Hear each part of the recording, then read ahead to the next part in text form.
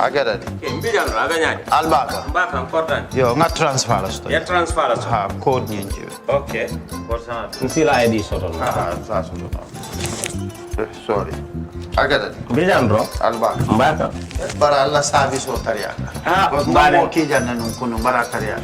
Ah, jannom yona forest de bureau. Gambia tonkon na no mbari ya bere. Ha.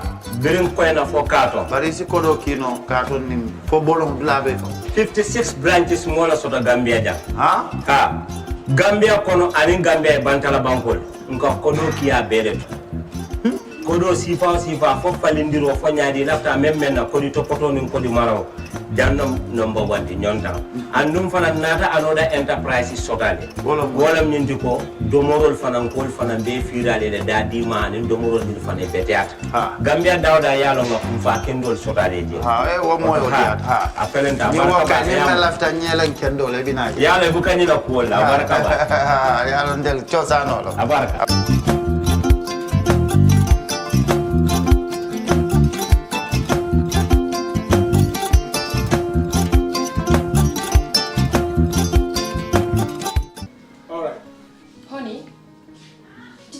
Him that the last time he sent the money, it was not enough to buy all the provisions. Oh, sorry, I forgot to tell him. Are you guys talking about money transfer to buy provisions? Yes. But don't you know about Baluwo? Baluwo?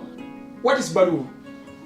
Baluwo is a service that your son can use to send provisions directly to you guys from the shop.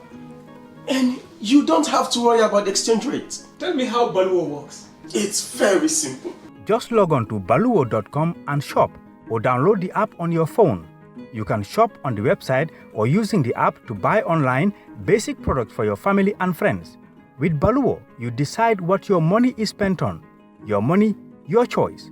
Buy online products for your family and friends in the Gambia, Senegal, Nigeria or Mali. Baluwo, better than sending money. For the first time in the history of the Gambia, Gambia Printing Publishing Corporation proudly introduces the Biliomatic exercise book printing machine.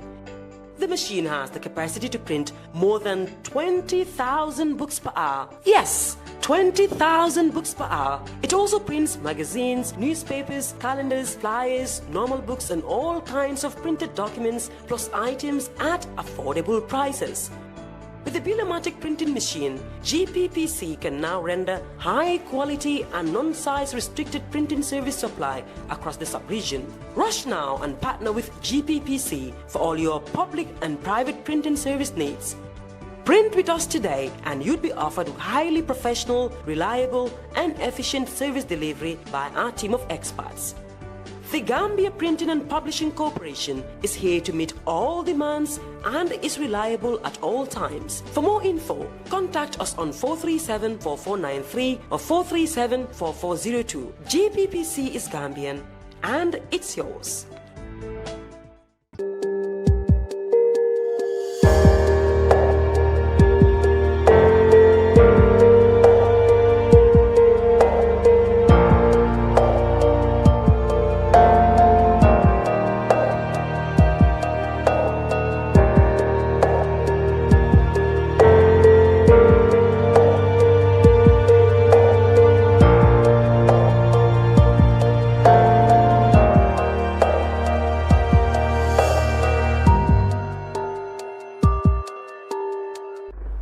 afternoon and welcome to the brunch on Kerfatu Live. I am Lavin Cham and welcome to our weekly look at current affairs in the Gambia.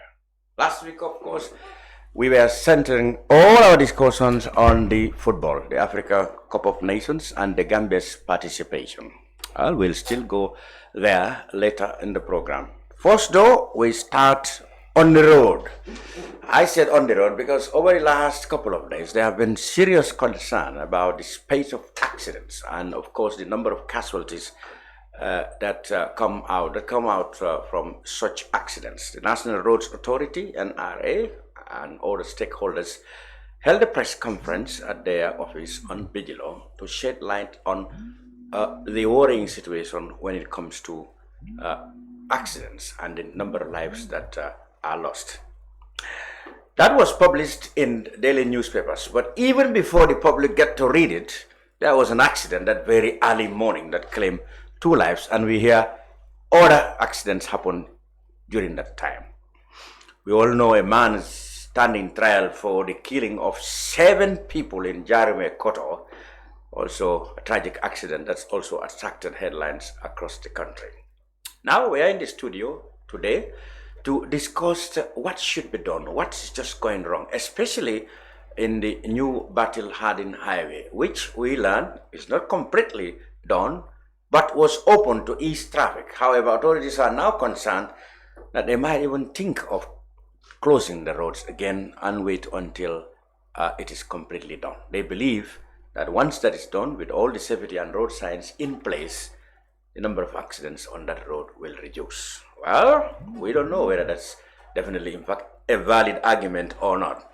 But someone who knows everything about the problems drivers, motorists, and even road users may be encountering is Omar Ceesay. He is the president of the Gambia Transport Union. And with me in the studio, alongside him, Moses Nden, journalist, and Demba Jawo, veteran journalist. We will talk about these things and then proceed over to our football. Let's hear first. Gentlemen, welcome. Thank you. But let's hear first from Omar, being the expert in the room. Omar, so many people are dying on the roads, and the police are blaming bad driving, because that's what they said. Bad driving, reckless driving, they used to call it. The police prosecutors will say reckless driving, or driving in a manner that gives risks to the public. What do you think might be responsible for this dangerous spate of accidents? Thank you so much. Good afternoon, Mr. Cham, and my able uncle, Mr. Jawo, and my right side, my other uncle. I'm here with my uncles. Yes, thank you. I think it's a very good topic as far as the safety is concerned. Last week we are invited by the National Road Authority for the press briefing regarding to road accident in this country. So as a stakeholder we are invited so that we can put our heads together to make sure we can do something. But my own point of view, road accidents in this country, the number is very high.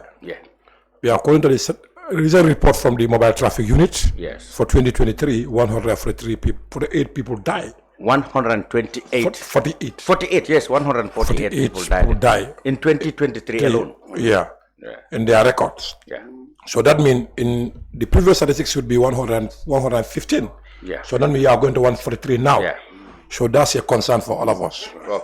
So what is the cause of this accident? Are many series of factors for our point of view. Many people are making, put finger to the drivers. But I believe it's beyond that aspect. I believe it's beyond driver. Because what is the road safety? And when they say drivers, they don't mean taxi drivers. No, driver in general. Drivers in general. Like me, Jawo. Yes. But for me, my point of view is beyond driver. Driving is a professionalism. Before coming to be a driver, you need to pass a certain procedures, certain qualification to be a competent driver. So that is my argument. Whether that procedure has been followed or not. Because to be a driver, you need to go through testing.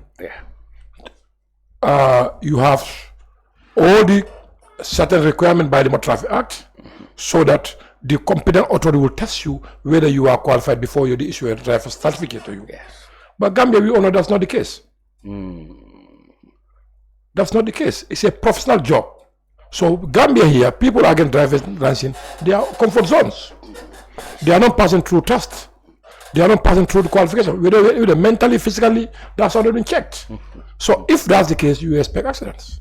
So according to the first place, okay, driving is a specialty of its own. Yes. Anybody who goes through it should have some competence. Yes. And your competence should be tested. Yes. And be certified before you can. Yes. All right. I know, I agree. In most countries, you have to go through processes. Okay. Must be, including Gambia, based on our regulations. There's a process, yes. Yes. But then you are right. There are many cases where people own cars and automatically become drivers. But in that case, now, what do you think should be done? Okay. That's why always my point of view is government need to prepare their house in order. Make sure that anyone driving a motor vehicle in the road, make sure the guy is qualified. Because before, the police are the one who is issuing driver's license in the previous years. I disagree with that one also, because you cannot be a judge and be a jury at the same time. You cannot issue a driver and at the same time you are enforcing it. Okay. So, but now we are saying government contract the Simlex to do the issue of driver's license. But police are the one who will do the cross-examinations. Police are the one who are supposed to do the cross-examination of the guy before the driver's will be issued. So in other words, now before you made an interesting point. Before it is the police that give driver's license. Yes. And they were the very people who should actually check on who is competent to drive. Yes. You believe that was making one the judge and the jury. Yes. You believe that was wrong. Yes. Now it's been contracted by a private company. Yes. Whose job is just to collect money and to make profits. To make profits. Yes. Then how can you justifiably say that you are not wrong in your assumption that the police shouldn't do it? Yes, because police, for me, I don't believe they're supposed to be a judge and be a jury. What I recommend to the government in 2021 is let government try to establish an agency on the government purview, bring expertise on this subject matter. Okay. Who have expertise. It's not going to be a business like normal business like profit making point. Employ expertise, make sure anyone before getting driving, passing through the procedure and have all the necessary checkup. Because before being a driver, you need to go for checkup, medical checkup. Or even that's part of the process. Yes, it's part of the process. Whether you are mentally fit or not, and sight, or physically. Yeah, and sight. So how many drivers go through that? That is unheard of. Yes, you need to go. You need to be a training drivers for almost 6 to 9 months. After that, the police will do the physical testing, whether you are qualified or not. You mean one should be known to be on the apprenticeship? Yes. Or learning for 9 good months? Yes, 6 to 9 months. People get on the road here within within a month or two. If those people who are not competent or qualified on the roads, if they drive in a vehicle, so what do you expect from me? If you are not qualified, what do you expect from the guy? You don't expect good results. And number 2, people have a road safety. What is road safety? Road safety is not about sitting at the TV media talking about it. It's investment. It needs investment. You need expertise. But Gambia here, let's look at our road design, our road network, whether all security figures are available. Well, government is very proud to have put in projects building modern roads. Yes. But what about the security figures? But then the roads are not complete, they said. No, this is only one part of the road. That's battle. But what about the other sides? The other roads are complete. Because according to the police report, from airport to Siding Corner, they recorded 16 fatality before this last accident. Before this, yesterday, day before yesterday? Yes, 16 fatality. So that means over 100 plus is happening out across the country. The majority have. So what about all those areas? No, the most accident zone is around the Brikama-Fonya highway. The Transgambia highway. The South Bank. The South Bank. Yeah. So let's look at the road network. Whether it have all the figures, like road signs, wide margins, zebra crossings, road shoulders, racking areas. That's are very key in road safety activities. Because if I want to go to drive, I want to drive from Banjul to Ba, at least 4 to 5 hours, I need to relax. I'm a human being. So if you have a lorry, big lorry, you want to park, where are you going to park? At the middle of the road. For your safety and safety of the property on board. So the other driver coming, the lane is not more than 7 meters. So that alone can create accident. That's why drive. But are you trying to say that parking a broken down vehicle right in the middle of the road is part of security? No, what I mean is, if the vehicle have a breakdown, need to be left road completely. Yes, that's but whether that available the environment is created or not. No. You mean there's no place? In fact, that's sold that. You remain in the road. So if you have the brake, you park there, so other vehicle coming. Yes. You don't know the vision of the driver or whatsoever. That's why you see vehicles parking on a vehicle and not the guy, immediate effect. Yeah. That used to happen. So those are the factors and the security sides. So, and number 3, the implemental aspect of the laws. We are not, police are men in the traffic. But go to the traffic. How many unqualified drivers or people who don't have drivers, who vehicle are not roadworthy, passing those police at the checkpoints? So if they are there to implement the law. So that's why many things have been happening. That's why we recommend to the government to come in the road safety agency, not Ministry of Transport, not agency on the road safety. That agency they are going to oversight body, look at the way drivers are driving in the highway, whether they are following the adherence in the Motor Traffic Act or not, whether police are doing their enforcement, whether they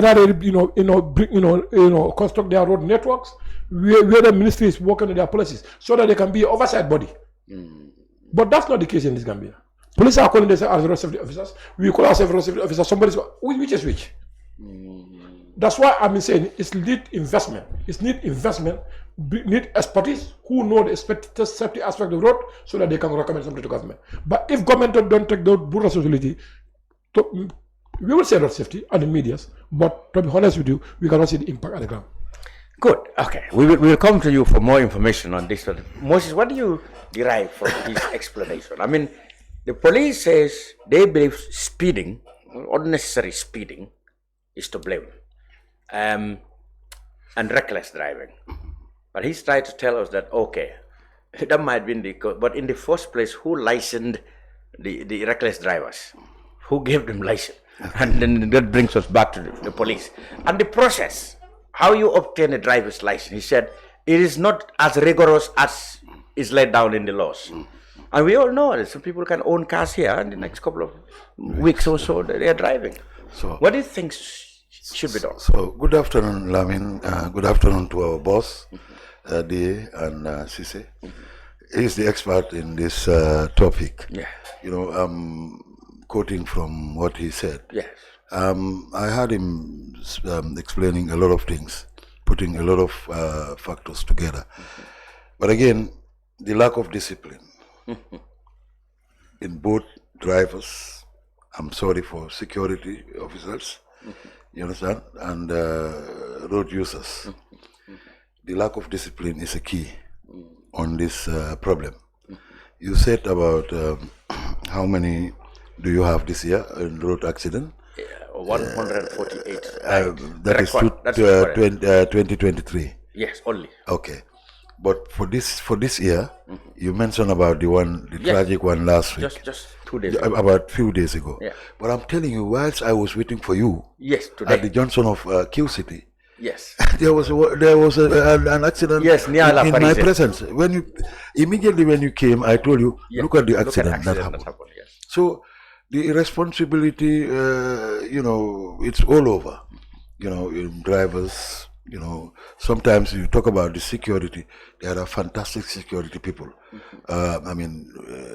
Who execute their duty to the best of their ability. But there are some also, they spoil the name of the year.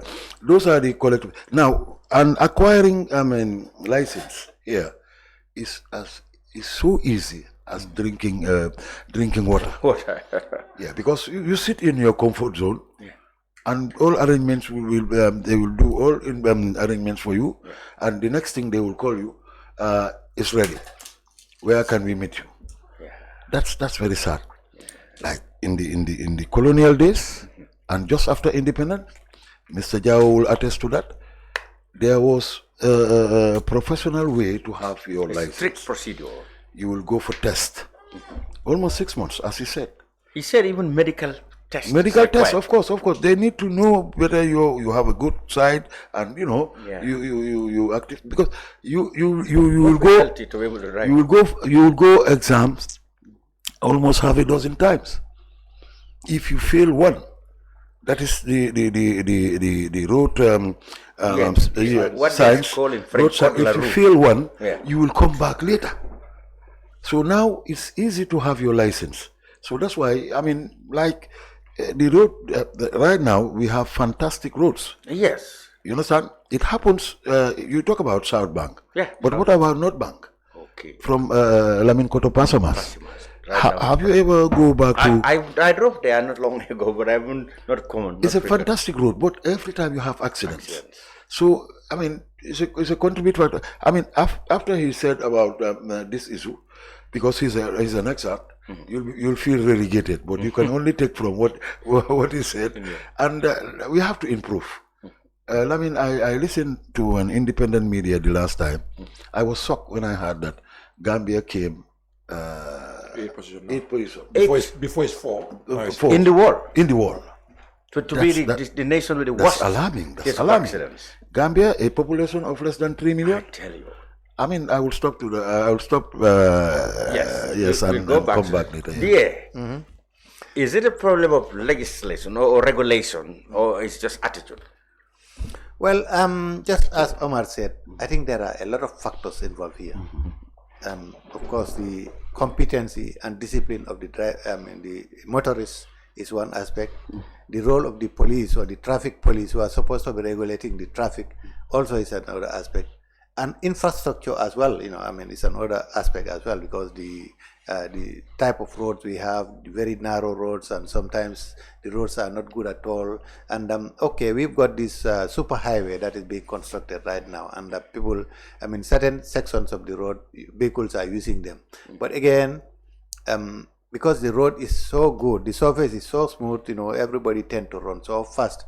And the very fact that, you know, they have not as yet drawn lines as to which lane, you know, I mean, there are no lanes, so you like can just zigzag across, and that also is probably responsible for some of these accidents. But definitely, I mean, as Omar said, a lot of issues are involved here, and you know, the authorities definitely need to be very, very, I mean, they need to take up their responsibilities and do it the way they're supposed to do. There should be a rigorous way of issuing licenses and other, I mean, requirements, right? Of course, requirements of the traffic, the code de la route, the traffic route. But you know, it's unfortunate that, you know, I mean, accidents are so prone. We are so prone to accidents in this country, and definitely things need to be, you know, done in the better, in a much because right now, as he said, it's Semlex which is supposed to be issuing our license. Yes. But for them, it is just you just go there, you take your old license, and they issue it. Nobody is testing you. Nobody. I mean, the moment you get your license, every year you just go and change your license, and nobody is testing you whatsoever. Sometimes you go, I mean, they refer you to the police. When you go there, all they do for you is just write for you, and you know, there is hardly any testing going on. Of course, we can understand that probably they don't have the manpower, I mean, and all the resources that they need. Yeah. But I think they need to definitely improve on the, you know, our traffic system. Definitely, we need to invest a lot on the traffic system so that things can be improved, and then the situation that we are faced with today is addressed. And again, just before I go, because on the new highway also, one thing I have observed is that we don't have, I mean, footbridges. People crossing from one end of the road to another. I think, I mean, probably they would come later. Well, they were here the last time. Yeah, but I think they need to do it right away, because people have started using the road, and people need to, I mean, definitely get from one end of the road to the other, and that probably also could be responsible for the accidents. So that brings the whole idea, Omar, of last week the NRA officials were saying they may contemplate closing the road because they believe that it is incomplete at the moment, and maybe that's causing the problem. People are abusing the upgraded facility of the road by overspeeding, they said. But now, is it going to be a good idea to close it down until, for example, footbridges are built or all the road safeties are put in place? In that case, don't you think that will also bring chaos because the feeder roads are not complete yet, are not yet done? Yes, regarding to according to the NRA, they are almost at the completion zones. I think what's left is about the security figures and wide margins. What about the footbridges? I don't think. They didn't talk about it. That is another project. Eh? That is very. I said that is. They were here last year, and they said. So look at the distance from other side to other side. It's very far. It's very expensive. No, you expect high traffic, high motorized vehicle, in based on the design. Yes. So I think in this stage we're supposed to see at the footbridges. That should come before it. Yes, because it's key. Let me give you an example from our neighbors country like Bissau and Senegal. Some of these roads, they close between the roads so that people can have access from point A to point B. You'll use the footbridges or you go far distance to cross. So you will be forced to use. Yes, because why? The vehicle will run at the speed. Yes, terrible speed. High speed. Because that's why they call it a highway. Yeah, that look at from airport the notes that up to they will go with it. Yes.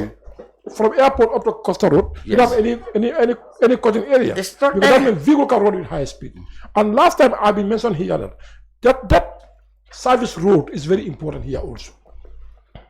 That service road, the third one.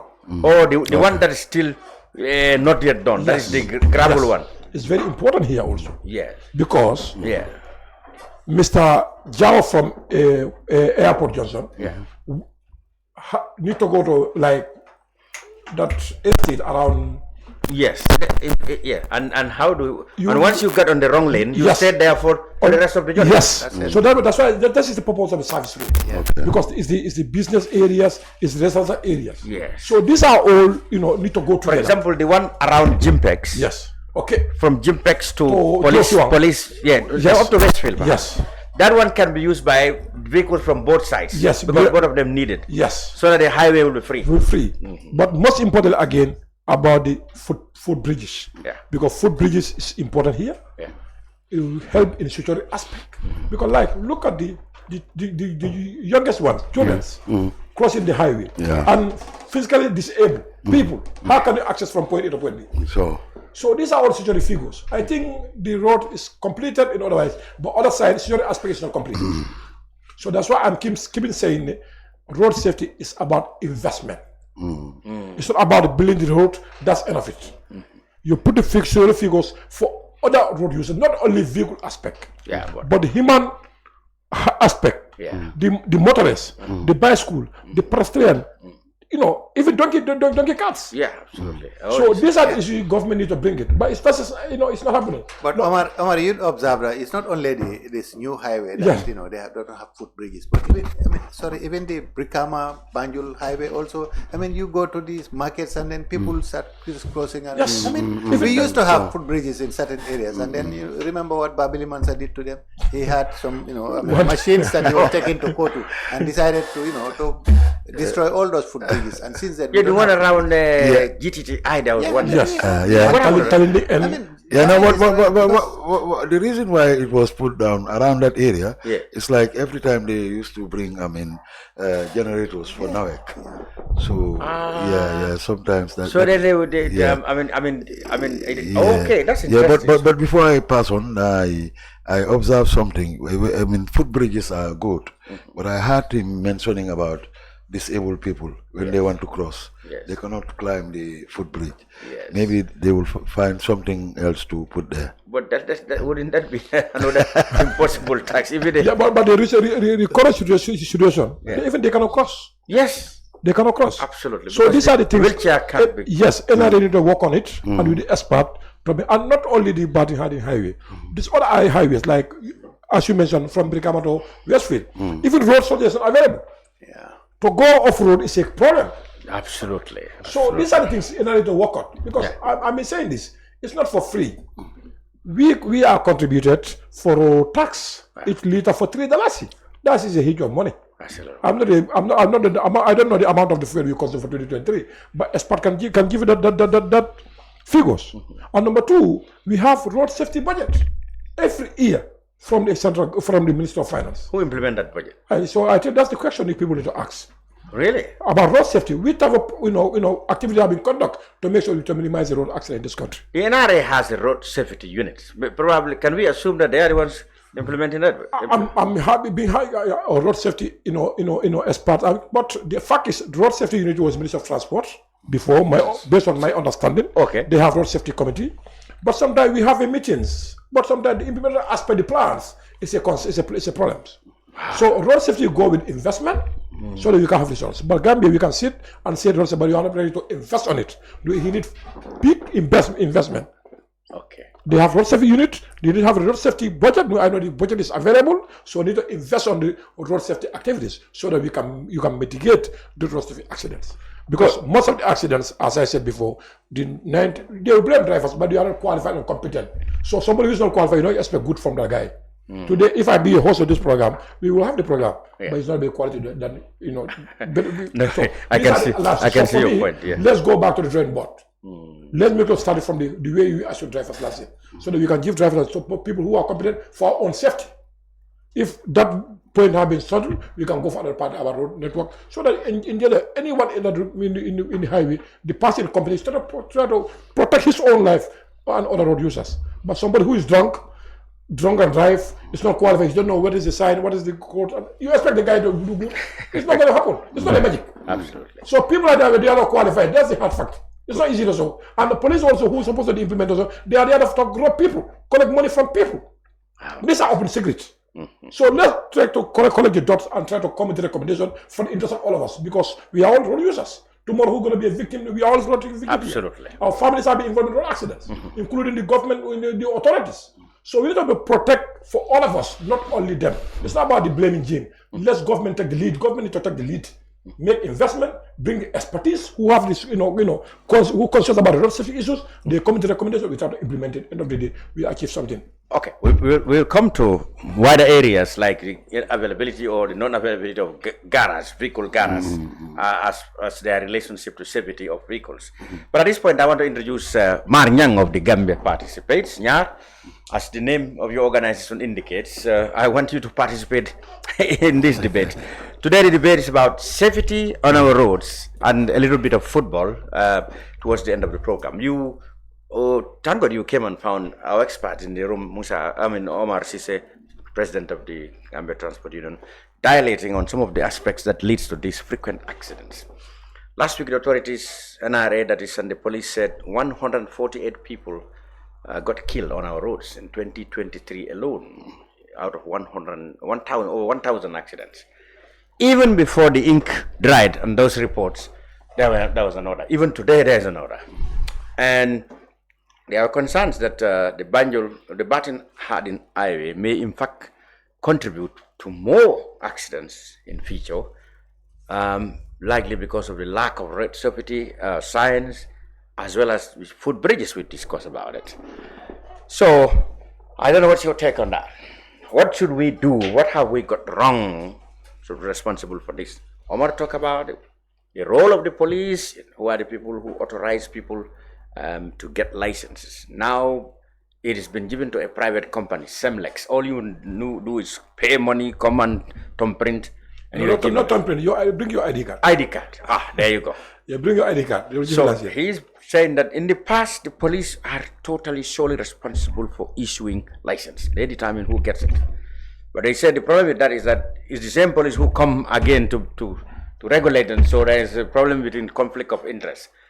But now, a private company, pay money, get a form filled, and then you get a license. So nobody's there in the first place to check how competent is the applicant for driver's license, and then how do they police the road itself? Once you get that license, how do they take care of reckless driving, and what are the consequences that follows? He's saying that all these are the factors, are not necessarily just reckless drivers, because the police are very much enthusiastic to tell you that it's the drivers and their attitudes that cause accidents.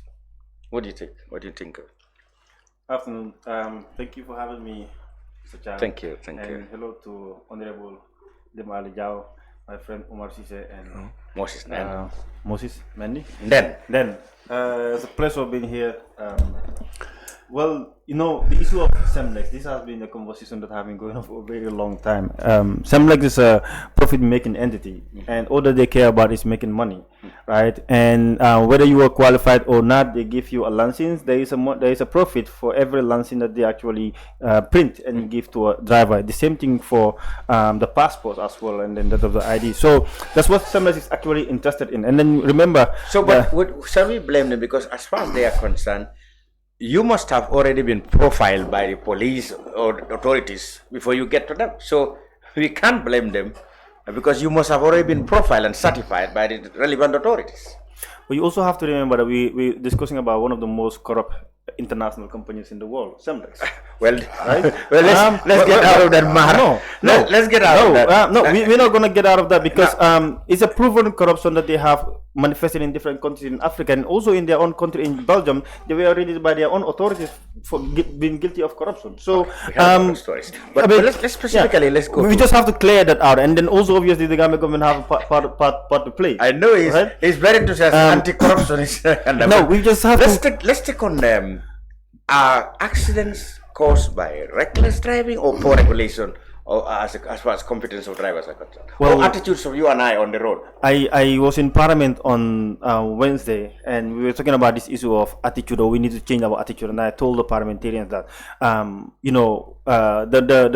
the Thomas Aquinas is a legal professor or philosopher. He said we need laws to combat human nature, and for us as a country, Gambians, we tend to be a bit lawless, right, in the way we behave. Be in our society littering, right? You will see someone else actually littering on the premises of their neighbor without being caring much about it, and then also someone else. We have anti-littering act, and people eat watermelon and then throw it on the highways. I mean, because the enforcement has not been there, right? So we need those implementation agencies, law enforcement agencies, to be able to effect the law. What happens in the traffic on, was it the same Thursday? Last Thursday, we saw what actually happened at this place, Bigelow, just around the Oryx. That's a day after concern have been raised. That is so common within the Battle Haring Highway, and sometimes actually happens. I actually posted something about it. It happens right in front of the eyes of the police, traffic officers, right? You see the Sukuta traffic light now, the runabout. Yeah, that's the problem. When they were actually working on the other side, increasing the basalt cover on the road, they actually close it. There's a road sign that diversion. This is actually closed. Now police is there, so you see people actually using the other way around. So the bypass up there, we're going to the airport. Someone is coming from the airport towards Sukuta. You are not expecting at all that the car will be coming from the same end. So you driving up there, something actually happened to me. I was shocked, and you nearly going to lose control because someone is actually driving right onto you. So we can have road safety measures. If they are not implemented, they are just a prescription. They are not the cure for any of the mishaps that is actually happening in the country. So I believe, number one, yes, people can be you certify that they are qualified drivers, but that doesn't change how they actually drive on the highway, right? I'll give you one example where you have effective laws that have been implemented and the drivers are actually working according to the law. In Rwanda, if you hit a tree, you'll find almost about was it $500? If you hit a flower that is actually put on the road, you will find that particular amount. Right, so a zebra crossing as well. If you violate, if you violate the regulation, they send you a message. If you overspeed, they send you a message. We're actually traveling from Kigali to one of the provinces of Rwanda, and then the driver was, driving so slow, and I had to ask, we have 2 hours to go. Why are you driving in this speed? He said, if I overspeed, there's camera everywhere. They're going to send me a message. Now they will find me. He said investment. He said investment. Exactly. So you need to have and not only the investment, but also making sure that it happens. Our police do sometimes massage these irregularities on the road.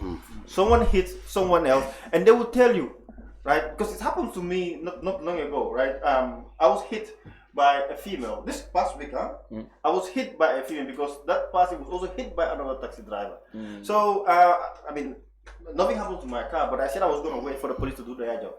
And then one person actually came, the police came and said, look, if this car goes to the police station, you might not have your car until next week because they have to actually test it. I said, I don't care, right? But the one who was actually being hit, the female, I said, I mean, the law has to be applied.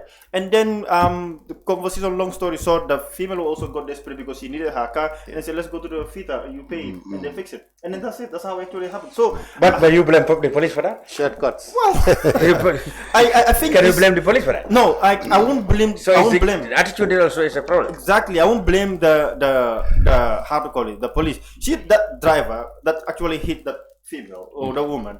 I look at the car and the side was cracked. I was telling someone else, I'm sure he must have forced himself in another situation where he cannot fit and he got his car cracked. And they don't care because what's going to happen if they hit you, they're going to come in and plead, ngiri yalla. That's what ngiri yalla, hold on to digante yalla. And I keep telling you, hold on to digante yalla, make on the right? So I think we're really becoming so lawless in this country. And discipline. Indiscipline. Yeah, and then we those laws, right? Those laws are the ones that we need to change the attitude. I mean, we all have religion.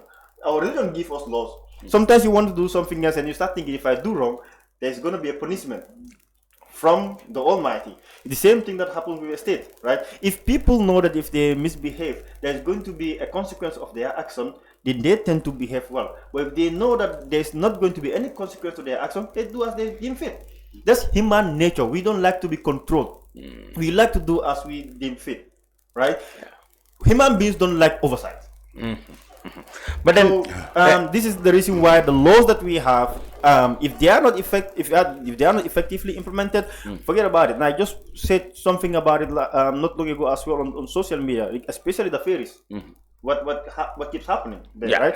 We see this deadly thing happening at the ferry, and it's as if the authorities don't seem to care, really. And I kept saying that there's going to be a disaster like Batolojola, and they will say Ndogaliana. So I mean, it's really not rocket science for people to see a problem and they fix it. It's all about willingness. It's all about the problem with ferries has to do with capacity or acute lack of resources to provide either proper maintenance or buy a new one. It's not about lack of resources. When government wants money, they get it. Right? Wherever they go, because I mean, how many creditors are willing to give a government? They're more interested in giving a government a loan than any other entity because they know government have assets, right? That they can be able to pay. So if government needs money, they will get it, and it's not about the lack of capacity. The capacity is there. I'm talking about lack of resources. Like ferries department, the money they make can't buy a new ferry, can't replace expensive parts. Well, the purpose of a state-owned enterprise is to provide affordable, quality, and quality services to the citizens, to ease life of the citizens. That's the purpose of a state-owned enterprise. This is not a private company. So it's the responsibility of the state to make sure that particular entity is well-funded, to ensure that they provide those resources. Right now, people don't get to have that sense of safety using the ferries, right? You get stuck. The ferries. You get stuck in the ocean for hours and you're waiting for a solution to rain down from the sky. It's not going to happen. So the same thing with our road.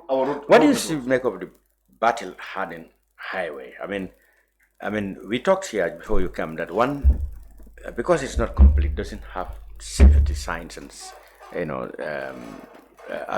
facilities that can make it safer. Government authorities, the National Road Authority said if the spate of accidents continue, they may think of closing it. But then, if you close it, where would people go? That's a good question. I think first and foremost, to commend the government for actually bringing this development to the people. I think it's actually easing the amount of time that you spend on the road to get to a particular destination.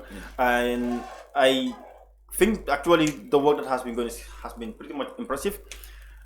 But in terms of the safety, obviously, yes, the road is not yet completed. So there are no road marks. And regardless, if they believe that people using the off-road is going to cause citizens and car owners a lot of damages because it's off-road and there are a lot of potholes, especially during the rainy season.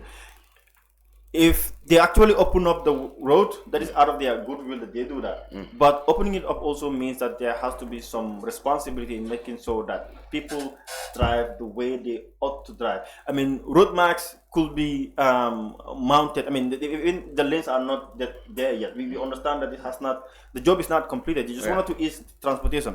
So I think it is a laudable development that they're actually undertaking. But most importantly, they say, some of my colleagues will say, Gambians, if you give them one, they take 1,000. Right? So they give people that opportunity to get to their destination safely. They abuse it. Right? So in this development, I mean, these are also lessons, right? Incidents happen for governments to learn from it, come up with policies and actions to ensure that you mitigate those from happening. So all these accidents that are happening, all this reckless driving that are actually happening, the police cannot be everywhere, and most of the police are actually under-resourced, right, to actually have a mobility to follow up with the car. And there's just so much lack of respect when it comes to drivers at the turntable. When they were actually working on the bypass, there was this presumably so-called semester. In his car, the police asked him to stop. He refused. Right? Now the police stood in front of the car and the guy started driving over the police in a very slow pace. He didn't hurt him. But what made me, I mean, some civilians actually have to come in and put the barriers to protect the police. What made me think about that is that this guy doesn't care. I mean, if they were in their Western countries, they dare not. Nobody would never come across. But because people have this sense of lawlessness. So attitudinal in that case. Lawlessness and the lack of consequence on and their discipline. Moses was saying discipline, lack of discipline. So that is where the government needs to really step in. That is where the police really need to step in and stop massaging what is happening. The more people start seeing, and then when accountability happens, you need to proclaim it. You need to make sure that the whole population know that this is, if you fall into the same scenario, this is going to be a similar consequence that you are going to be imposed with. So I mean, Jawo, it comes to the issue we've been discussing. There has to be consequences for every action, and there must be authority to enforce that the consequences are applied to the crimes that that really created. Indeed, I mean, must be consequences, and the consequences must be applicable to everybody. You don't need to have sacred cows in any situation, and unfortunately that's the situation in this country. You have this maslaha syndrome, and then certain categories of people probably are not even they can do anything and nobody can get away with it. Yeah, that's an unfortunate situation. I see that on the road. But I think the government needs to invest a lot on on the traffic because probably at the moment maybe we cannot afford to have cameras all over the place. Maybe we have not reached that level yet. Probably the resources are not available. But definitely there is a lot more they can do that they have not done at the moment. Of course, I mean, you can say probably the resources are not available, but they must budget for the resources. This is a very important aspect of our, our existence as a nation. I mean, Gambia, of course, we cannot. The rate of accidents in this country is unacceptable. So we government needs to take a greater responsibility and see how best they can be able to address it. And the attitude of the people, as Mar said, also is another issue. I mean, there is a lot of indiscipline in this country. In every aspect you look at it, but people need to change their attitude. It's for our own good. Yeah. Indeed.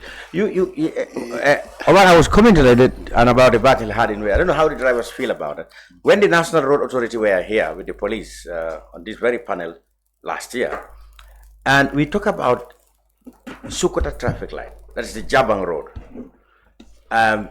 Commissioner King of the Police Mobile Traffic Unit said he believed, he said it in the presence of the National Road Authority, that they made a mistake in the design of the Sukuta traffic light. It should have been a flyover, like the turntable, the traffic lights and the pipeline road, and the traffic and the one at Coastal Road. That similar one should have been in Sukuta traffic lights. He observed it because that place is far more congested than many places. He said that was an oversight that they should look into. You feel the same way, or the drivers who use the place? Yes, I think traffic lights we expect to be in a bridge, just like Brusubi and Yundum. Based on that discussion, I think NRSA they have been looking into the issue and try to work on something. But I think what make the place very challengeable, most of drivers didn't understand the way traffic move. You know, always the government traffic will move on the left side. You mean left direction? Leave. What I know about left, what you want to say is give way to traffic coming from the left. That left. So wherever you are, yes, you must leave. The guy way from the to left. those coming from left. Yes, but most of the drivers they don't understand this. They don't do that. They will come and try to join. So here, this one is blocked. This one blocked. This one. That makes traffic congestion. That's always the problem in Super. Yes, because they don't know. They don't know. Okay. You know, to be a driver, you need to know the way you drive in terms of defensive driving, in terms of how to use the road and the road sides, the directions. But then the guy didn't know that. Yes. He see the space. He will try to get into the space. But that time, Mariña have the right to move. So he block Madi. He will not go. I will not go. Nobody. That's most of the time traffic will congested. They start blocking each other. You got after that block, you cannot see any barrier in the front. Yes. Because they didn't know the way you use traffic also. And number 3, the police at the highway. We expect they to control and make directive. Yes, that's but right. They also need to have the capacity there, not to be in front to be a traffic there. You don't have that experience. How traffic should be. Yes. How many people at the highway they understand what the traffic means? They are just makes their hands like this. So they don't even have the capacity. This is about traffic management. Even basic knowledge. Yes. How to manage the traffic. Yeah. How to decongest traffic. The traffic. You must how to direct the traffic. That's is another capacity. So that's why we are urging. But why can't we say why not the traffic lights? Roundabout. I don't think you cannot have traffic light in a roundabout. The roundabout is his traffic light himself. Yeah, traffic regulates itself. Yes, but it cannot be in a roundabout. No. No, roundabout always. Where are you going to put the traffic lights? Okay. Very good. So the roundabout dictates you the way you move. Always dictating you. This is your direction. You supposed not to stop. Marijuana need to go somebody. They always direct you. But you need to know that. If you didn't know that, you cannot use it. And what I observe also is, even though drivers know that from Sukuta town to the traffic light is 1 lane, we all know that. From Jabang to the Sukuta traffic light is 1 lane. But once they approach the traffic light, it becomes 3-4 lanes. Yes, because everybody want to go. So that's what I observe. So that causes congestion. Because sometimes it's happened to me with traffic. But I just stop. With my colleague, he said he was driving and come down, go out and try to measure what is happening. I'm observed drivers. This one moved from left, wanna go right. Somebody they are just blocking each other. So police just standing there. He don't know where to start. But I believe if drivers understand the way traffic move, they can recognize you don't need police there. But why can't the police also help to ensure that drivers move in single file? The way they came from far away on 1 lane, they maintain that single lane. But if you put the police in the approach before it roundabout, to ensure that drivers who want to form another lane are forced to join the only existing lane. I think that's in the roundabout is going to be very difficult based on the environment. Based on my understanding, in Ghana is very difficult. But what I believe is, what is likely to happen is when the road is complete, they will do some markings, and then you know exactly what lane you're supposed to. But that mark is not going to be respected because people don't want to mark. They think it's just the roads. So I think the knowledge is important here. So number three, the police at the highway. You are there to make sure people respect the rules. But it's not the way somebody who's making offensive parking. That's the issue. They will just hide in, park there because they allow. Even they should not be hiding. Their first job is deterrence. Yes. The first job is deterrence. Yes. We see the policeman say, let me do. But now what's happening? But when you hide at some corner, and the police is always waiting for an opportunity to pounce on the what's happening? Drivers are not scared of the police anymore. I don't mean you know each other. You know what is your purpose to be in there. So we don't have that fear. That's why people will take advantage of the situation. Nice. Because at the end of the day, if that incident Mariña was explaining, end of the day, what's the case, end of it. Just negotiate and leave it to a guy to go. So that's not the issue. Very common on the so I think We need to try to work on the way we implement the laws. The police always, they have the highest power in the highway to make things more correct. But if those people are not correct, they cannot make it. And the environment also, because as Western, environment you are believing, you know, I cannot allow you to do something. If I do this, they will come. Yeah, that's right. The consequence, that's what we said. Yes, you know, and enforcement. And number 3, you know, this, maybe they are assuming to close the road. But remember, any road construction have it, diverted. Constructed by the contractor. Yeah, but that's what happened in this case. Yeah, these feeders are not constructed. If you want to build a national road, the main road, you have to build another road for people to use. Diversions, yeah. So if that also is not happening, you force people to use the highway. Yeah. So these 2 feeder roads need to be built on the standard. Yeah. At least people can use it for your motorists. Because I cannot buy my vehicle for $1,000. I come and spoil it. I think the problem they had with the OIC. No, that feeder road. 20 feet road. Always that. I'm not a road expert, but that road phone always budgeted for that diverted road. No. It's part of the budget. In fact, the feeder roads. Not talk about the diversion, but the feeder roads that are also part of the project. 20 of them. They are far behind schedule. Far behind schedule. That is what put pressure on this battle. Yes, because if those 20 roads were completed, of course, and that's because of problem with the contractors. Even the president went there, he was very unhappy with the progress of those 20 feeder. He said it. He said, I'm a little bit happy with the progress of the highway, but the 20 feeder roads is terribly behind schedule. You don't want to give credit. And that's where the problem is. You don't want to give credit to any company here who is working on this. But my point is, of course, Alex, the company working on the battle highway have been pressed by many people to be very because we know the capacity they have to do the work. But the authorities should not have given the contract to companies that doesn't have capacity. That's where the problem. What actually happened? That's where the problem. The president visited these feeder roads, especially in Brufut, where I came from. They started doubling up. Doubling up that development after the president was disappointed. And then even if the NRA actually closes the road, the primary offender will be GG, government officers on the road. When this Budget Highway was actually being constructed, everyone was using the off-road. And you see GG with their double signs. They will still go. And they use it.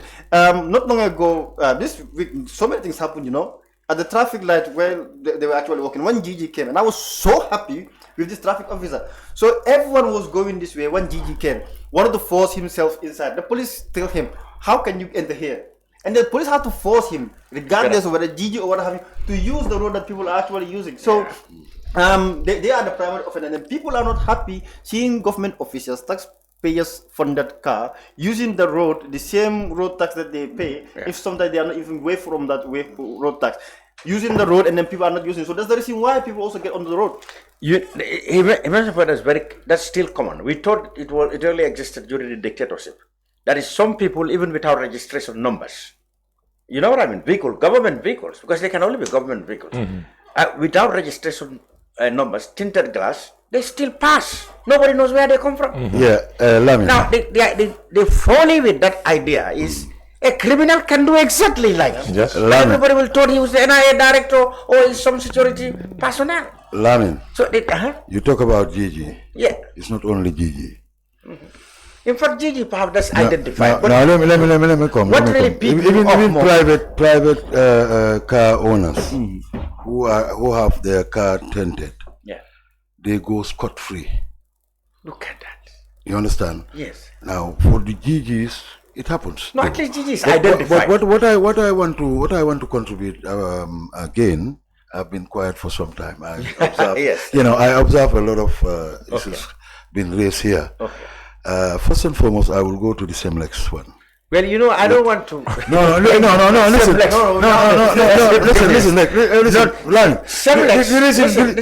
reason why I want to go there, Semlex, their job is to complete the process. Okay. Every process must have gone through the police. Checked. Okay, the authorities. You have spoken for you. Correct. So for them, they cannot be accountable for somebody who is not competent to hold a passport. Again, let me. So that's why I want to. Let me come on my own. Past history somewhere. So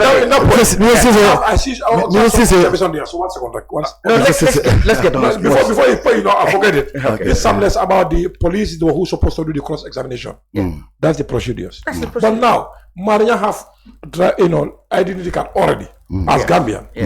Who is who print data identity cards? Samlex. Yes. They have all data with Marignane. Yes. Marignane know me, I'm working at Samlex. Send me that ID card. I can give you drivers where the police are aware or not. That's the point we are talking about. Okay.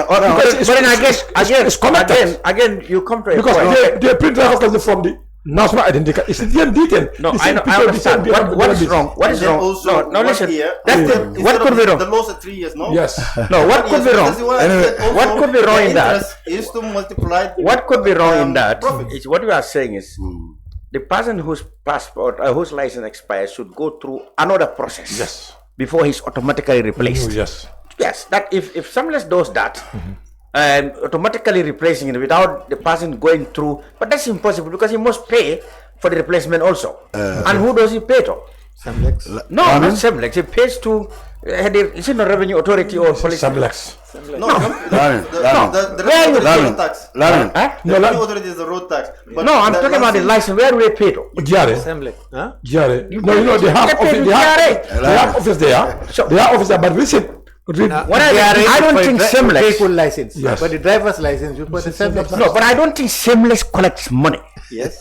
Let me come, Lamin. I think they only collect money when the person has been profiled by the relevant authority. I have an important something to contribute here. Let's hear. Now, Mr. Marignane of Gambia participates. He came with a fantastic deliberation. And about this Samlex thing, I want to put this point. In as much as Samlex is a company, like you said, it's a profit-making company. But before they receive money or whatever, you have to pass through a lot of channels. Yes. You understand? And if you have to pay a payment that should go to them, it will go to them directly. Now, let's take this passport and ID cards. You have immigration presence there. Yes. Office. Absolutely. You have to go through all the process. Yeah, and traffic police. And traffic police. Yeah. Now, for this police traffic, I think it's a different entity from Samlex. If I am not right. You know, going for a test is not the Samlex responsibility. That's not Samlex responsibility. No, at all. And talking about corruption Samlex in other countries doesn't reflect here. You understand? Because if you have to say corruption on Mr. Jawo or Ceesay or fantastic young man, you have to have proof beyond reasonable doubt. I know. I rest my case there. Okay.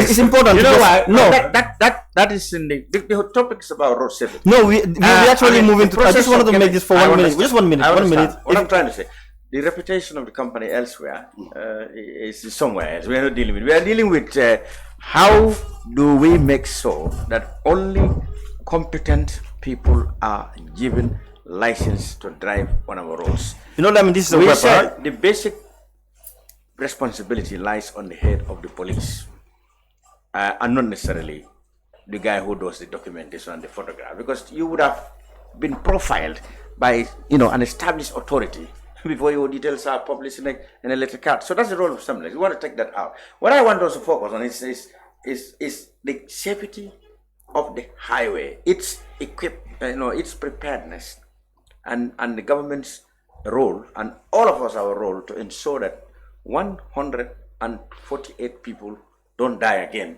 in this 2024. You know, everything is actually interconnected. It all go from the process where the one responsible for the documentation, the awarding of the contract, the printing of the documents, all reflect actually on the road. So you cannot actually leave what. Right? Yeah. And then my assessment are also based on evidence, but they are missing other persons. I understand. Some in Mozambique and they are also in Belgium. And then also in here, they were alleged in your press to get that particular contract. Was never investigated. So that's not something that we're going to actually take out of the prison. Yeah. But just go back to your question here regarding the safety, right? If the hard call it the authority, right, are best equipped to to actually monitor and then ensure that road safety is actually implemented. Number one, if you don't provide them the resources to be able to mobile, right, to go after the culprits, arrest them, right, they will not be able to do that. Yeah. Number two, Honorable Jawo also did talk about the resources, the lack of resources. I believe there are available resources to actually procure this smart CCTV, just like what Senegal is actually doing with their affairs, and then invest it in there so that you'll be able to track real-time the offenders and then hold them accountable. Like I said, human beings don't work oversight. Once there's oversight, they tend to behave. So these auto road repairs, they have cameras on them. They have cameras. And then, so you know what's going to happen with them? So if you get onto them without paying, you'll be caught. I don't understand. If you get onto them without going through the, the toll. So there are actually people remotely actually monitoring. Remember, there was a truck in Senegal that was carrying drugs. They have this smart CCTV that can actually detect whether the car actually have a drug or not. So this particular truck was actually, empowered because the one that we actually reviewing the CCTV suspected of drug in it, and then they actually caught that, and that's actually what actually happened. So they are smart road CCTV, not highway monitoring in our households. So once they redirect our some budget line, some budget votes, if they redirect that to road safety, investing into CCTV road marks, especially when heading towards around Soma and Basse, I don't see the lanes actually at some point, and it becomes so especially around Faraba, becomes so dirty that you have to put on full light to know exactly where the road, the margin of the road, whether you're going to turn or not, and then that is also not good for other drivers who might have eyesight issues. And then you cannot avoid it. You either put on full light or you wouldn't know where you're heading to. And that's why accident on that particular road also is very difficult. And then also, there are certain another road, well, I'm not expert, but you go to other developed countries, including Senegal, right? Even when you're driving in rural areas, when you're supposed to take a bend, there are these poles, whatever that you put. And reflectors. They are reflectors. They are motives. From like maybe perhaps 200 meters away, you will know that you're supposed to take this. You don't get to see that here as well. So it is also that this accident actually happens. You cannot all blame it on reckless driving. It also has to go to the authorities, of highway. course. I mean, the road marks are there, right? So even the bumps on the roads, there is no mark whatsoever. You sometimes reach it before you even know that it's there. But also you have those signs in Jawo Road. You remember? Yeah. Initially, when it started, you have those. But how to call it? I mean, this Pasamas. Pasamas. Throughout from Laminkoto to Pasamas at night when you drive, you find those signal lights up to Pasamas. Yeah. And then maybe if you do a comparative analysis, look at the road you talk about used to have those kind of. Yeah, but it was damaged by reckless drivers. There used to be highway maintenance. When we were young, there used to be a department called HMT, highway maintenance. No longer have You know what is the difference between Gambia and Senegal in terms of safety issues? Senegal have agency called road safety agency. Road safety agency. It's a government department. Fully funded, budgeted. They look at all the safety aspect of the road. They make sure to make improvements on it. In terms of the behaviors, the implementations, the designs. Gambia, that's the only way we can minimize road safety. And number two, we all know the level of the volume of the traffic in this summer highway now. And in terms of the vehicles, high motorized vehicles, the lorries, etc. And I agree with Manya. That night, for me, as a driver, qualified driver, to drive from Soma to Brikama night, that is my last resource. I prefer to spend that at Soma. Morning I take the highway because the volume is too much. But the security figures are not available. During the rainy season, you cannot see even 50 meters. Do you know that you cannot have area to park? Senegal right now they are working with some distance. Like you cannot drive from Brikama to Soma. You will force you to park and relax for some hours and continue your journey. That all need investment. Investment is not about only construct the roads. But go with some other aspects. So But Gambia, we all drive in a full light. Because if you are not driving full, you cannot go find the start. Drivers, and number two, these fog lights. Yeah. This fog light. It's normal. It's totally against the Motor Traffic Act. How many police checkpoints have been passing? The vehicle is coming, you don't know whether it's an aeroplane or it's Fulana. You cannot imagine. Yes, there are vehicles that are so decorated with lights in the night. No one's reflecting your vision. It's a most deadly thing is when something that I cannot understand. You're driving from Soma, you see a truck with only one light bulb. But it has passed several checkpoints. Yeah. Several checkpoints. So you drive, you think it is a motorbike, especially if the bulb is on the left side. On the left, yeah. So you drive, you think it is a motorbike, and you come so closer, and then before you realize, actually a truck. Yeah, you are a truck. And the trucks pass through checkpoints, inevitable checkpoints along the road. Sometimes in middle of the road, they put something there, just like a hook, boom, boom. If you knock it, just alert you now, you are getting out of your lane. Yeah, it's just a direction. Yeah. But these are not available now. No, that's right. So these are all important figures to protect the guy, because we are all human beings. Good. So that's why we are urging the government to make investment on it, but not about to go on TV and say road safety, people are dying. People continue to die. Finally, we tried, this program tried to get the National Road Authority to call the safety officer and send the text, but we couldn't get a reply. Sorry. In case anybody was wondering whether we should have got them, yes, we contacted them. Now, finally, and in a very few minutes, football. We know that the Africa Cup of Nations in Ivory Coast is now getting to the final group matches. The Gambia played both of our first two matches, losing both of them. That's what I want to say. And as we stay now, there is no hope that we can get the automatic 2 places in our group, which is the first and second place, because Senegal and now Guinea are first and second, and we cannot get them. No matter what happened in our last match. So we cannot be automatic qualifiers from that group. People are saying we might be considered for the 4 best losers of, let's say, 3rd place positions there. Even that is very remote. Even if you don't score anything? Even that is very remote. Even if we beat Cameroon, we the most we can get is 3 points. And there might be people in teams in other groups who might get more than 4 points. So basically, Moses and gentlemen, where do we stand? We're almost certainly out, no hopes of getting to the second round, or shall we say mathematically there's still hope that we can go? Yes, my boss just said the expert is here. Yes, go ahead. Let me say this. Since the start of the tournament, everybody is expert.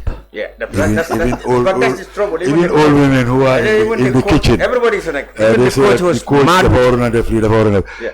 Now, I mean, Lamin, what is most sad about our campaign this year? It's like, we said it here last week. Yes, before the start of the tournament. Some of us, this situation that we are in is no surprise, because we have said it before. Last week, if you rewind the cassette, I know talk about the we said it here.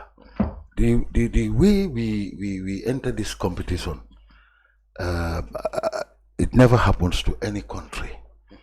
Not even Zambia, who had a team that was, Paris in the Our case, before and during now and after, there will be problems.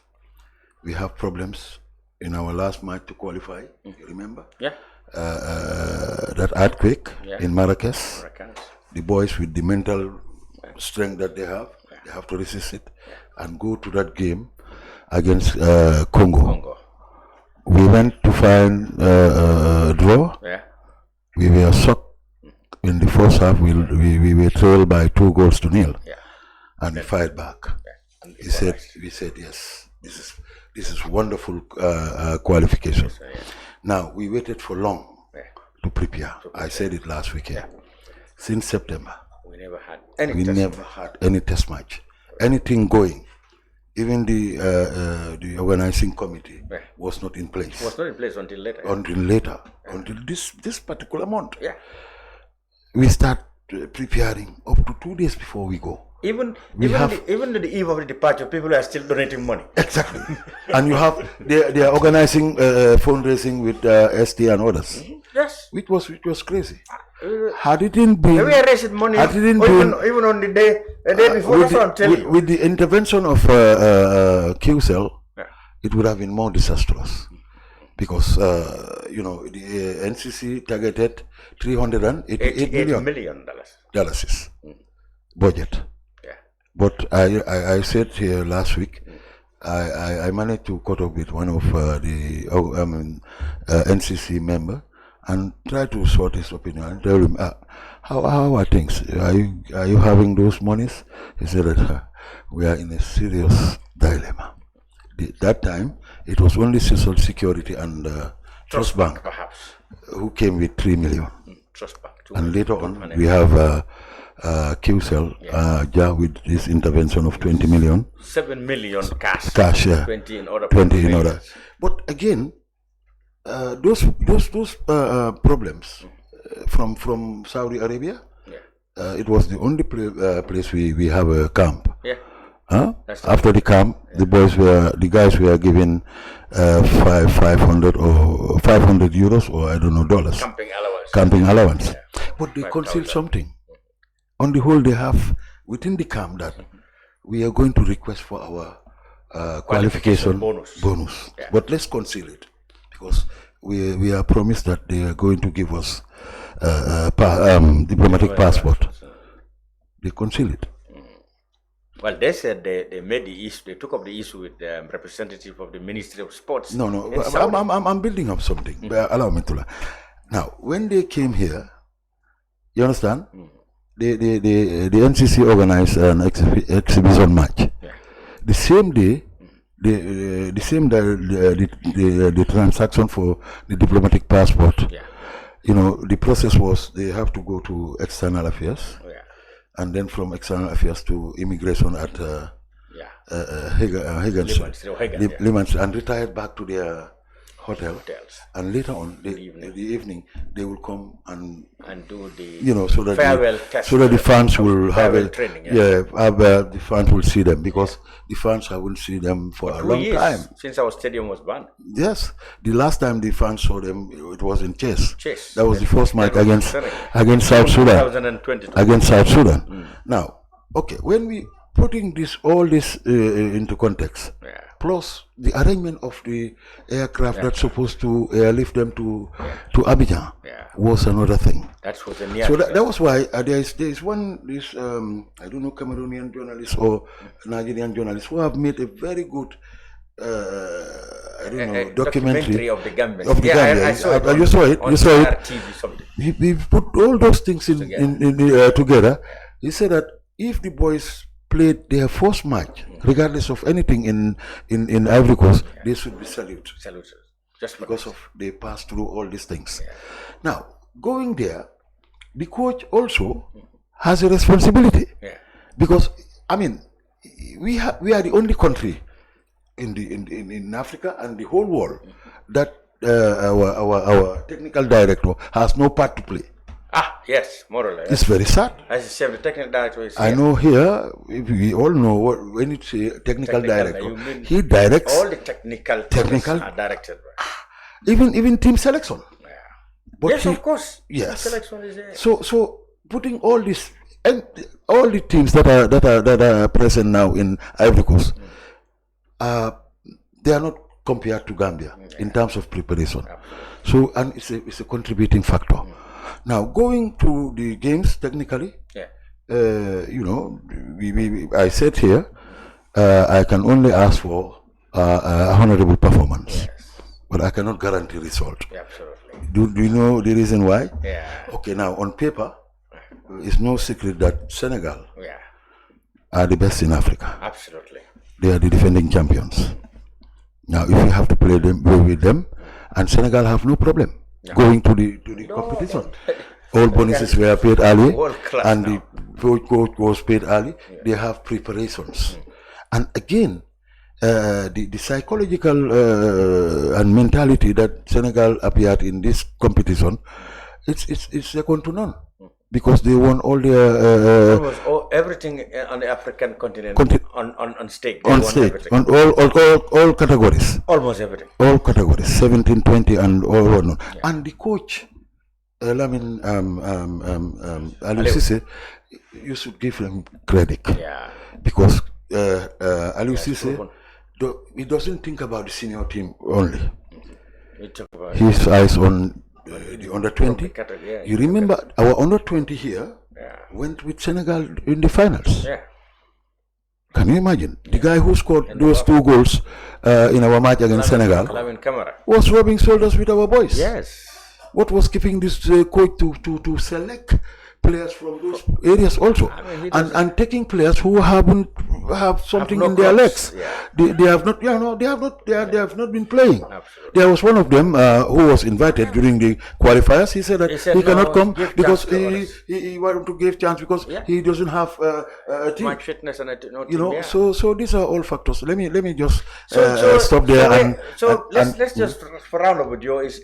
What do you make of any chance, if there is any now? No. You see, the coach still keep on building hopes. Today I go over his press conference after insulting. I don't mean the one he was insulting journalists in the Gambia. After the Guinea match. After the Guinea match, he's still raising hopes. No, he's still raising hopes. That they can beat. He said that mathematically, with that 3 points, if they beat 2-0, remember, we are the only team that would have a point in 2 games, conceded 4 goals. You understand? And you want to go in your last match to win. You have to win handsomely. In fact, that is to erase the 4 goals. The problem there is, no matter how many goals you can only get 3 points. And that 3 points is not enough to get us even to Guinea. Because Guinea is 4, Senegal is 6. So automatic qualification, we are out. The only thing we will consider is perhaps we may be among the 4th. Third place finishers. No. You have it's supposed to be 4. There is only 1 remaining. Yeah. Because if you go back, apart from the group that is playing today, go back to all the other groups. Almost third place they are comfortable. They are 4 points. Okay. 4 points. You can only have 3. Gambia. Yeah. That is if you win the indomitable Lions. That's the problem. You're talking about a team that have credibility, that have pedigree in this competition. Yeah. They are the second, the best team in Africa. So, Omar, what was your AFCON like? Thank you. I think my uncle said a lot about the issue. For me, I'm a football fan though. I'm really a football expert, but I used to follow football because my brother was playing national team. Yeah. My brother's not my brother. My brother. Yes. But I think Gambia, our problem is preparation. We are not prepared. Our own competition, we are not prepared. We think it's just a magic. It's 11-11, but performance is important a lot. For me, this since initial stage before we go after, arguing people, Gambia cannot make it in that group. That's right. Even Guinea, they are most prepared than us. Even yesterday match, the performance was, and most important, my argument with coach for me is not good. No, it's not good. Football, you cannot be defensive always. But he said the times when he was offensive and just a flash. And we have a Vegas youngest talented players from under 20, like people like Adam Aboja, people like Lamarana. We expect those people in the team. They have players in the team. Yes, those people are playing with Lamin Kamara. So today, look at Lamin Kamara. Since from under 20 Cup of Nations, he has 4 chances in that team, starting from qualified round. Like people like our defender, Sen. Sen. Those people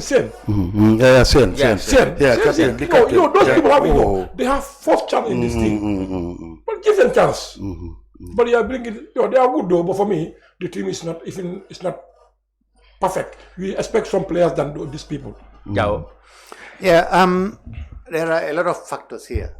I think the Gambia's road to qualification was also a very difficult one. The very fact that, we don't have a national stadium where they can play. They have to travel out of the country. I think it has some, some effect on them as well. And again, on the coach, I think it's time that Gambia had our own local coach. I mean, because the thing is, a local coach probably would know the psychology of the people he's dealing with more than a foreign coach. And I don't think it's necessary. I mean, if you look at the competition, like right now in Ivory Coast, I mean, most of the teams with their local coaches are doing much better than those with foreign coaches. I mean, we definitely don't need to. I think we have competent Gambians who can take charge of the national team, who would know the psychology of the people, who know how to deal with the people much more than a foreign coach. I think we should definitely it's difficult to satisfy Gambians. There was Bono Johnson and before him Sangdong, even Alaji Silla. Sometimes people are clamoring for foreign coach. I mean, like the one who took the under 17 people. Matan also. He did very good. And our guy in Nigeria. He's in the US right now, but I'm sure he's offered the position. He will come. Tafa Mane. You see, I don't. Please excuse me with this. I concur with DA. What DA said. We have once have that coaching staff. We call it coaching staff. Led by Sangdong. Then you have Paswa Refai. Yes. In it, you have Saho, goalkeeper trainer, Wandenjai, and Alaji Sar. But they were not giving the facilities that this guy has. He has 100% facility, 100% powers. Yeah. And even more money, because now they hire private planes and go everywhere. And he is, psychologically, he has come up with an interview, like Mourinho's interview. He will lambast the team, so that the team will can sack him, and he gets his bonuses. But I think if he ever wanted to go, he was a bit late. He should have gone. The applause was louder. That's right. You leave the podium when the applause are high. Mark, finally, what do you make of our AFCON? I'm not a football fan. Don't can't say that, man. I mean, I stopped watching football a long time ago. I am more into Formula One. I love cars. Oh yeah, that's what I watch. But sport. I don't. You are faster than us.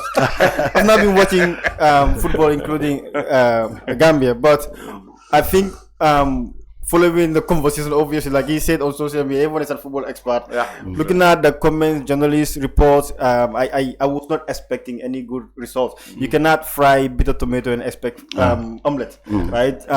Everything was just messed up from the beginning, right? The players were stressed. There was journalists that I was talking to, sport journalists, who said sometimes players even have to buy air ticket from their own money to fly over to Gambia or the training grounds. And even I learned the AFCON when they came from Cameroon, they were struggling to come back here, right? Yeah, they didn't have the plane in time. Some had to fly out because they could not wait. And then you come down here, all the negative vibes, like players being stressed, right? Being in the flight, almost they almost cut their death there, and then could not train.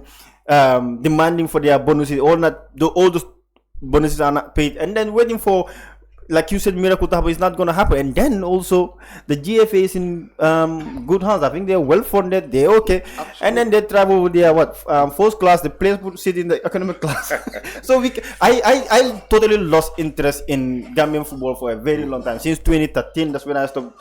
But I believe we have to give credit to the players. They struggled. I was watching one TikTok video, and then the guy was like, if the Gambia did not even qualify, this is not non-Gambian. If the Gambia did not qualify, it's the same one. Yeah, you have to praise the boys based on what they have gone through from Saudi Arabia, from their unpaid bonuses with the flight and all these things that they have gone through. And I mean, I don't like talking about football. I think in terms of the bonus, they struck.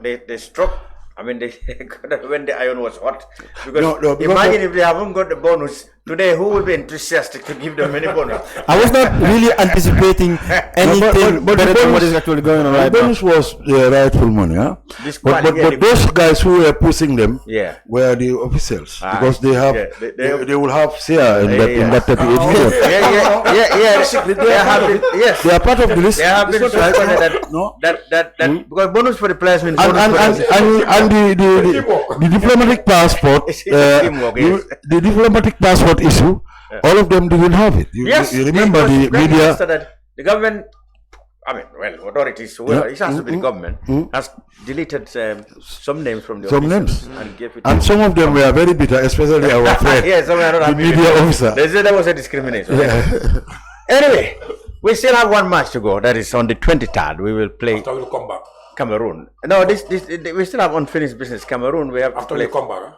No, not while we are there. It's not over yet. There is one more match. After match, you will come back. Yeah, of course. We hope we don't, but we will come back in any case. I don't think our chances of third place is very big anymore. This one is. I mean, from the World Cup, we know that in this group, which everybody regarded as a group of death, we knew in the first place that it's going to be very, very tough. But then we've seen surprises, in football. So we were hopeful that perhaps on one or two occasions we might pull up surprises. It didn't happen. So we need to come back and look, as we always do, our famous drawing board and see whether we will be able to match on. It's going to be an interesting match because, like the coach said, they needed to beat Cameroon 2-0. And Cameroon win with the giants that they are in Africa. They have only how many points? 2 only. 2 only. Where? No, where do they have points? 1 point. 1 point. Let's connect put here. 1 point. So match against Senegal, against Guinea Conakry. We cannot decide. But if Cameroon win, Guinea Conakry, Senegal beat Guinea Conakry, Cameroon can go for second. They can be able to make it. Cameroon, so it's not it's very bright for Cameroon. No doubt about that. About beating Cameroon handsomely. It's Cameroon who wants exactly that. They need exactly. They needed the match more than us. Because Conakry is already 4 points, and they will come to 4 points. So they need a bigger margin. Woe betide us. We have a problem. Woe betide us, and it's very sad that we are struggling. We are struggling medically. Our hospitals are not well equipped. You understand? We have problems, and we are spending a lot of millions. It's very sad. Very sad. Or nearly 60 to 70 million might have been packed together, spent or put booked for this campaign. Yeah, if you take their bonuses and everything together. And that's 38 million outright. Then you come to the other millions. About 60 million or so must have been. Only that 38 million. I am in sports. Yeah. How many disciplines do we have? 30. Wow. We have 30 disciplines. If you give that if you give everyone 1 million to athletics, 1 million to cricket, 1 million to 1 million. Yes. They are fine. We might get an Olympic medal from Paris next year. Okay, that's about it in the brunch. Thank you very much, gentlemen. Moses Nden, Omar Ceesay, Demba Jawo, Mar Nyang. Thank you all for your inputs and contributions. The brunch will be back next week. Goodbye for now. Thank you.